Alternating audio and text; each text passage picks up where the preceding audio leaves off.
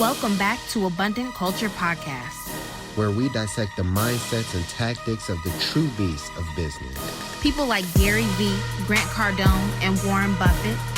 All to create a blueprint to experience life more abundantly.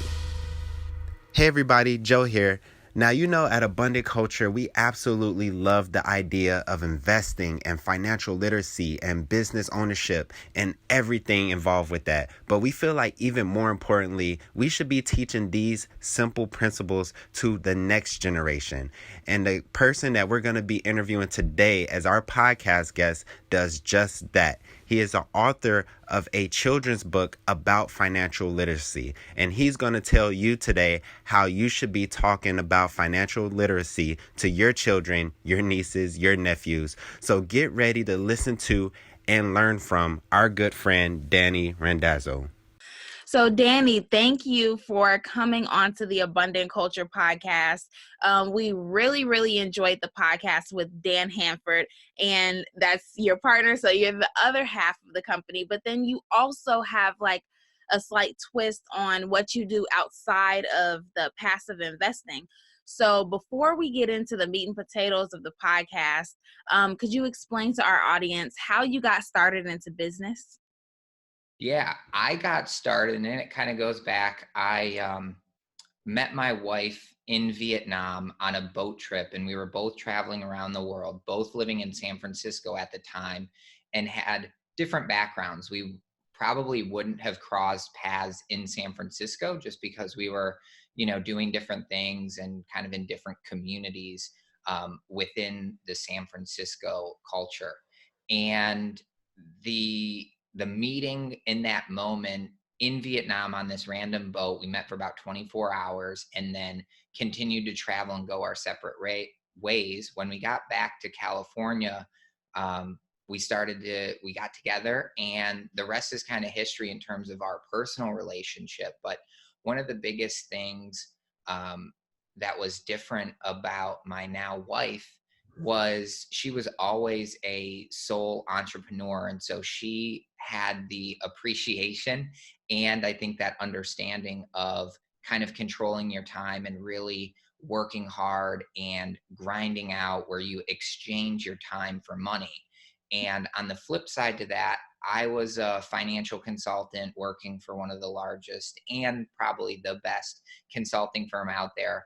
But I was also exchanging my time for money, and I was traveling probably 4 days a week, Monday through Thursday. And so I was away more than half of a week, counting the weekends. So we were having those serious conversations about how much time we were spending away from each other and serving all of these other people or initiatives, and how we needed to make a change. And it wasn't that we wanted to make a change. We knew to have an abundant life that we were proud of, we had to change to make ourselves proud. And so those conversations were the early indications that something had to be different. And so we started exploring that, and pretty quickly we realized in order to get the life we wanted, we needed to change and control our environment. San Francisco is a very high burn, expensive, and challenging environment to start a real estate investment business in. And so we moved across the country to Charleston, South Carolina, where we started. And we got started a little unconventional. We didn't get started in single family houses. We didn't get started with other people's money. We didn't get started wholesaling. We used our hard-earned, saved money. We took $200,000, bought a $1 million commercial property because that fit our goals. We were trying to replace our kind of W-2 income with passive investments that generated monthly cash flow for us so we could survive and thrive. And that's how we got started. And we continue to build that today. One piece that you had mentioned, Dan and I are partners, but we're only thirds. So we do have one more partner, Brandon, who is absolutely instrumental to our business at passiveinvesting.com. And so I definitely need to give a shout out to him and make sure he knows our great appreciation for what he does, because Dan and I have very little interest in doing what he does for our company, and that's why we're so successful. Awesome. That's absolutely great. That is. So you mentioned that you were in finance before, and right now you're doing the whole passive investing real estate thing, which is also kind of finance. So can you tell me how financial literacy has kind of changed your life personally? Financial literacy started for me when I was very young. My parents raised us to work for the things that we want. They certainly provided the things that we needed, but I was always fascinated with money, counting, tracking it, and what that drove me to do is go figure out ways to earn it. So I always had the neighborhood business. I would, paint people's chairs or move sand or mow lawns, but I was always hustling to earn money. And I would take that money and I would go back home and I would count it and I would save it and I would put it in special places. And by the time I was into middle school and high school, I was very interested in some of those basic finance books. And probably once I got to high school, I had a little bit more appreciation for Rich Dad, Poor Dad. I read some of the other real estate books that are out there and started to learn that using your money effectively and having it work for you is so important, so you can stop working for it. Not stop working for it, but just have a balance. And I always say it's important to have an active income stream where you work for it, and earning that money and putting it over into a passive income stream is the best way to achieve financial freedom. So rather than taking all of your active income and spending it on the nice house, the fancy car, whatever it is, earn that active income, invest it first, and then use your passive income to buy whatever it is that you want, because those passive investments are going to generate monthly income, and monthly income. Mm-hmm. Absolutely. I love that you mentioned to have the active and the passive side. So would you suggest that even if someone has like all passive, do you still suggest they have that active side too? Or do you think it's okay to just have all passive income? I think it's fine to have all passive income. And what it really comes down to is what your goals are. So, every single person is different, has different needs and wants in life. Also, age plays a component to it. So if you are maybe retired and you're in your 60s or 70s, maybe passive income is completely fine and you have a very comfortable lifestyle. If your wants and needs are a little bit different, I meet people every day who would just love to have passive income that generates a few thousand a month, and they can continue to do their job that they love and have a comfortable lifestyle with those extra investments coming in. And so that's wonderful.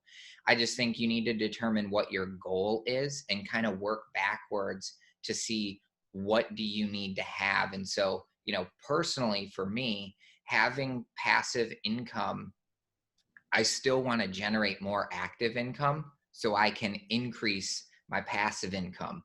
And I just don't see that stopping for the foreseeable future. So, everybody has different goals, but I would just suggest to the listeners, if you want to get to an abundant life, define what that means to you. Absolutely. Love it. So another question that we could kind of piggyback off of the last question from is, can you talk about that children's book that you wrote and what it's about? Because it relates totally to what you're saying about, passive income and financial literacy. And I just want to know a little bit more about the book as well as our audience as well. Yeah, the book came out of a a need to kind of spread the word and share some of these foundational lessons. In the book series, it's a 5-part book series. Book 1 is out. Book 2 is out now. That when this podcast gets released, it'll be available. But the books are basic foundation lessons around money and investing that I have learned throughout my years. And the importance of that is the basic foundational lesson that people need to have. And I think it's so important for kids to learn it early. And so, I think these books are great to read to any age child. Specifically, I would say in the 2 to 6 or 7 range. My nieces are around 10 years old, and they are able to read the books, and they've actually taken them to school and read them there. So it's Awesome. it's not a Dr. Seuss book where it's one-liners, but it's a real story that goes through. One book is about one financial lesson, and then there's several ways that you can practice at home, which is the most important part. Let's educate, let's read the book, let's get the lesson out there, but then let's practice at home so the kids can kind of hone in these lessons. And the sneaky part about why I wanted to write this book is because I think so many people out there, when you say the word money, or if you're at a family dinner and you say, let's talk about how much money people earn or what we're doing with our money, I would say 70, 80, 90% of the table is going to go, let's talk about the Bravo show or whatever new movie's coming out or what the weather is. And so I wanted to break down that barrier to have money conversations in the home where parents and kids can start to have that discussion early on. And so it's all about financial education. And if you can understand something and how you can control it and work with it, I think it gives you personal power to make better educated decisions. And that's the real purpose behind it. Let's educate the kids. I think also a lot of parents that read the book and do the ways to practice are getting a lot of education themselves. And I had to write it to share that story because, even from my upbringing, those money conversations were not common.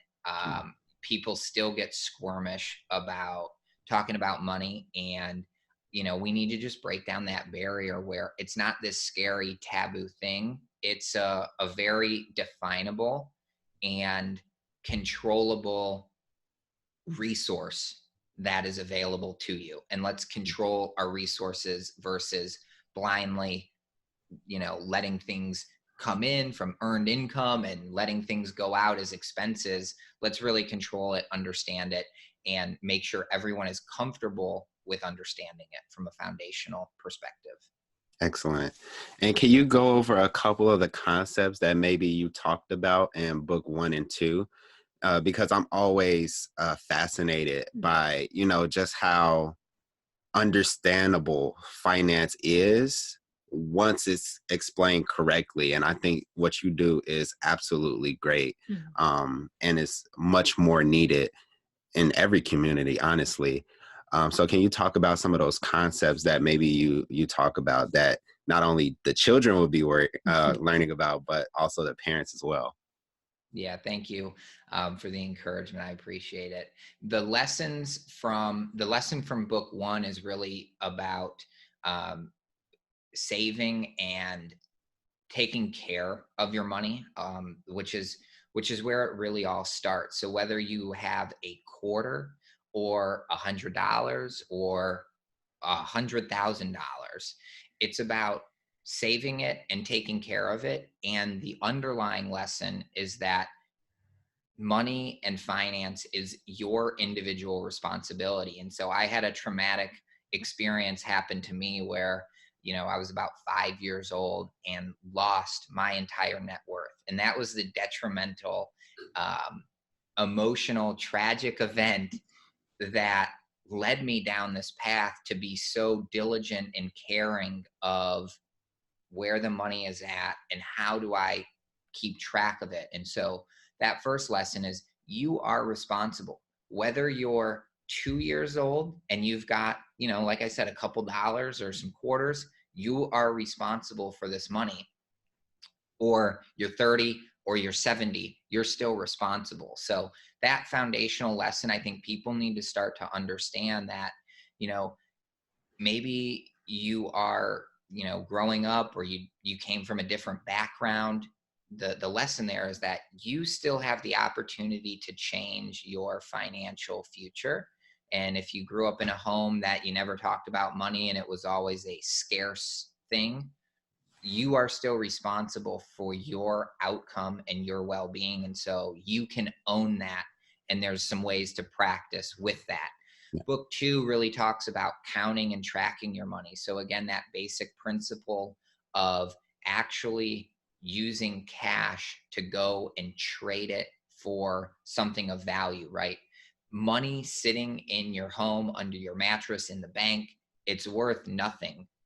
Money is only used to exchange for something of value. So if I have $100, right, I could exchange it to you if you, I don't know, transport a couch for me, right? Mm-hmm. Or I could use it to go and buy food if I'm hungry. And so that lesson, I think, is really important, where people understand, money isn't this end all be all thing, high in the sky concept. Money is something that you use to exchange for value. And that concept is really important. And it's important to be able to count your money and track your money. So that's kind of where we get into the future books 3, 4, and 5. We're going to talk about ways to earn money. And then we'll talk about ways to use that money, really geared towards probably investing. And then, book 5 will maybe be how to take it to the next level sort of thing. But again, the foundational lessons, let's first be responsible for it. Let's start to count it and track it. And then let's figure out how we can earn it and how we can use it to the best of its potential. That is awesome. Like, yes. And it's like, and the fact that you said between, you could start learning this when you're 2 is just so amazing to me, because I just thought back to, like, man, what if I would have learned some of this stuff at 2? Like, I mean, like, we have a niece and a nephew right now that are both 2 years old. It's like crazy that we could start with them. Yeah. And the reason I love that so much is I think back, I think, where would I be, or what could I be doing now if I had have already started learning, these things early on? And I've made a lot of financial mistakes in my life. And that's honestly because I'm when it comes to finance and investing and things of that nature, I'm mostly self-taught. So when you're self-taught, you can say, oh yeah, I come from the school of hard knocks or whatever, but nobody wants to come from there. Honestly, you just want, it to be taught to you in, the most efficient way possible. But I feel like this book is a great resource because, some of the mistakes we made, maybe our children won't have to make those same mistakes, or our grandchildren won't have to necessarily make those same mistakes. So they'll already be ahead of the game, which is what I think you would want as, for your child to be ahead of where you are now. So I think that's so great. Yeah. Beautifully said. I couldn't agree more. I just think it's so important for people to know that. And, really breaking down money and finance don't have to be these complicated pieces, despite probably what Wall Street tries to make it, or your, corner financial advisor in the strip mall tries to make it. It can be very straightforward and understandable, and let's make the education piece understandable so everyone can absorb it in whatever method that they need. And so I think it's phenomenal. I hope that you all start to get those 2-year-olds educated Yeah. on money and get them ahead of the game. Because again, it's like you said, if you can avoid some of those lessons by learning early, everyone is going to be in a better place. And overall, the world is going to be that much better. Yeah, definitely. Yes.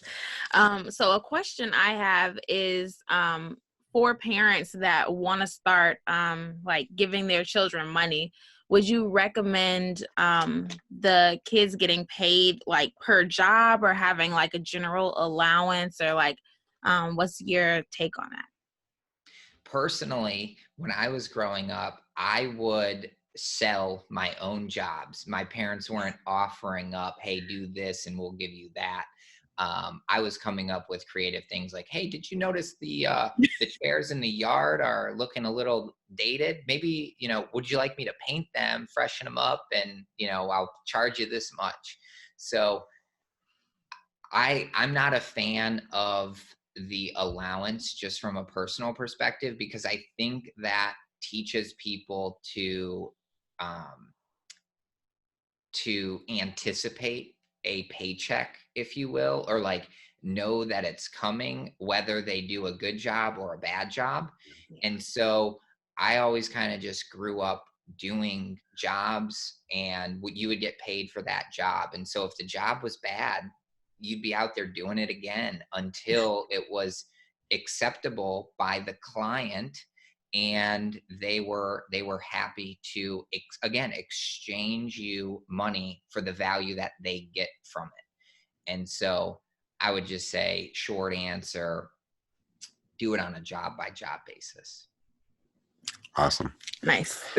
So my next question is, what other ways can parents kind of encourage their children in the realm of finance? Because like, that's not something that I even see taught in homes. It's definitely not taught in school, but it's not even taught in homes either. So how can parents now start, encouraging their children to be curious about it and learn more about it? Well, the best way, I think, is to, again, provide what's needed for life and kind of survival of life, Mm-hmm. and make children work for some of those wants. So, you certainly need a pair of shoes in most communities around the United States, and getting the basic shoes is perfect, right? If you want that special sneaker, Yeah. maybe you teach them to save up for it, and they need to probably work a few jobs to go out and buy that extra cool pair of shoes. I remember growing up, I always wanted fancy rollerblades, and so I worked hard and I went out and bought the really nice rollerblades that had the extra souped up bearings so I could skate faster. Mm-hmm. But again, that's not something I needed. I certainly could survive with the basic, off the shelf pair, but I really wanted those. And that teaches people to understand, again, that value, how hard you work for a dollar, and having that appreciation for it. It's going to give you that little piece in your brain that says, do I really want to spend my hard-earned money on this consumer item, or should I invest the money? And so I think that's where you let people work for some of those wants, and they can decide at the end of the day, did I work too hard and this want is not really needed? Because it gives them the ability to kind of learn the value and how hard it is to work for those dollars and then spend them. Yeah. And I think the key word there is value. And I think so many people forget that when they're talking about money or finance. Every time I, teach somebody about finance, or like just talk about, basic financial principles, for me, the number one thing is, if you want more money, it kind of means that some way, somehow, either through your time or investments or some type of business activity, you have to provide more value. There's really no way around that. And odds are if you find a way to make more money without somehow providing extra value, usually that is not the most ethical type of money that you can get. So I love that you're really value driven in the way that you teach people finance, because I feel like that is one of the first components of it. Another question I wanted to ask is, um, at at um, at what age do you think that children could actually start helping make financial decisions? So let's say there is a parent that is pretty solid in this stuff. They have investments and real estate and maybe other things that they understand, and they want to start teaching their kids these things, but at the same time there has to be oversight, right? At what age do you think it's okay for a child to kind of start saying, hey mom, should we take a look at this investment? Maybe it be a lemonade stand, or maybe it's something else that they're kind of curious about. Yeah, I think having the lemonade stand example is great. I don't think, you could start them early enough to do that. I think the biggest benefit that you get from the lemonade stand, number one, it's the counting of the money. And probably the most important lesson is actually having them talk to other people and tell them what they have to sell and how much it costs, and then again collect that money, make the change for them. And so the lemonade stand is a great example. I think start them as early as possible, given the right supervision, right? Mhm. Don't put them out on the end of the driveway without any adult supervision. So that's one disclosure there. But as far as making an investment decision, I think, every family, every person, again, has different goals. And so I would just say start having those conversations early. And if you feel like your child is catching on and can understand the value of $1, of $10, of 100, then start to give those options.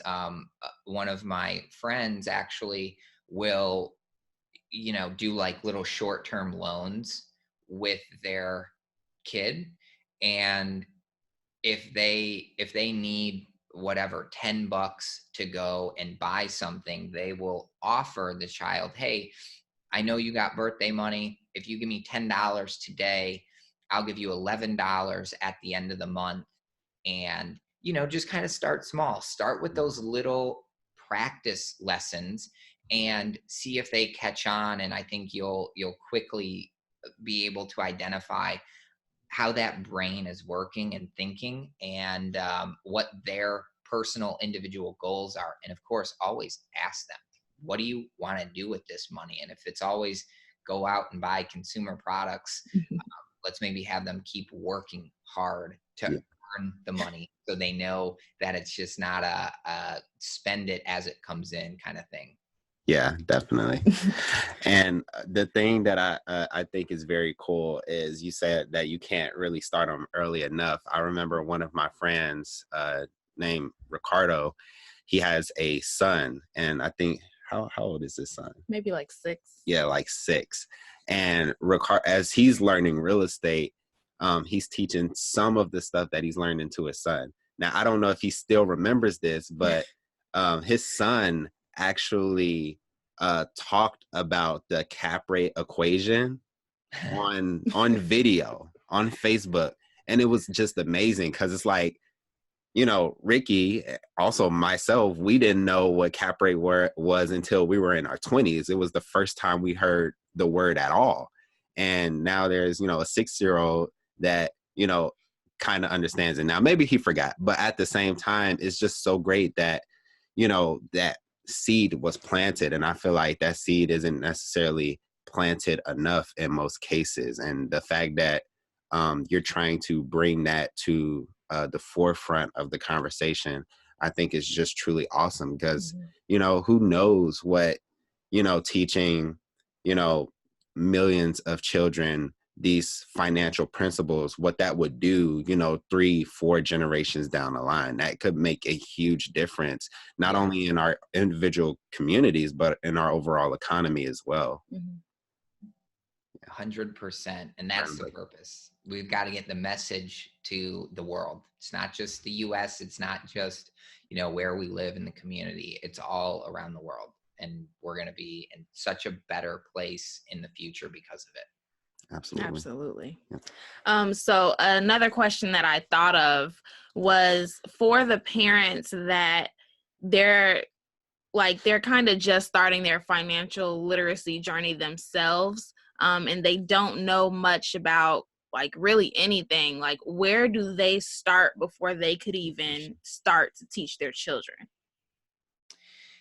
If they're interested in learning very introductory, kind of those foundational lessons about kind of money and investing, they need to start with their own education as well. So I think there's books out there, there's blogs out there, there's also the Danny Randazzo Show, my own podcast that they can go and listen to. And what I do there is just give digestible snippets of information. And so we may break down what active income is and what passive income is. And so, people don't know these things, and it's completely acceptable not to know anything about money. But what we want to teach people is that it's very understandable. It's not a taboo, complicated matter.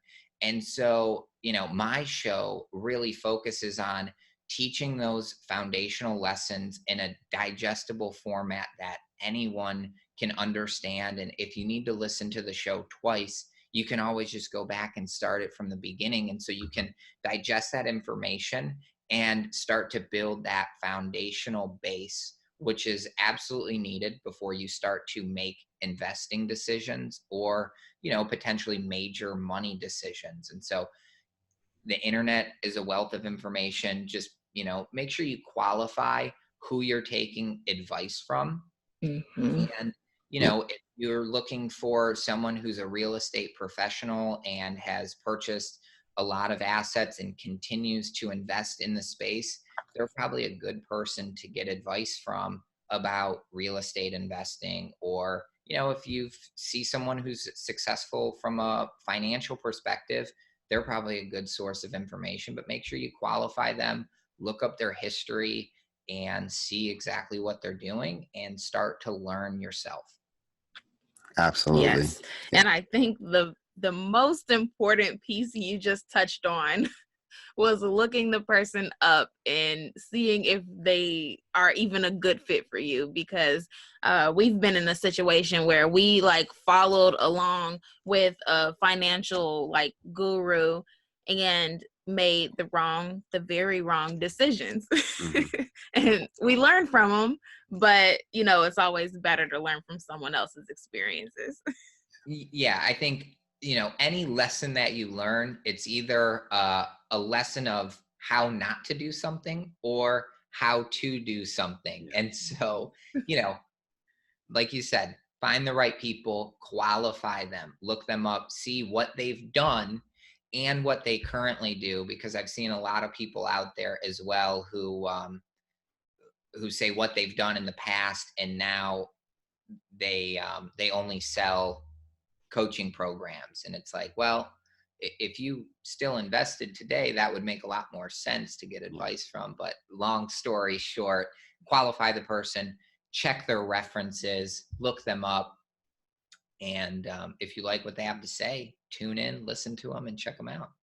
Absolutely. Yes. So what's the number one takeaway that you would like for somebody to get from you on this podcast?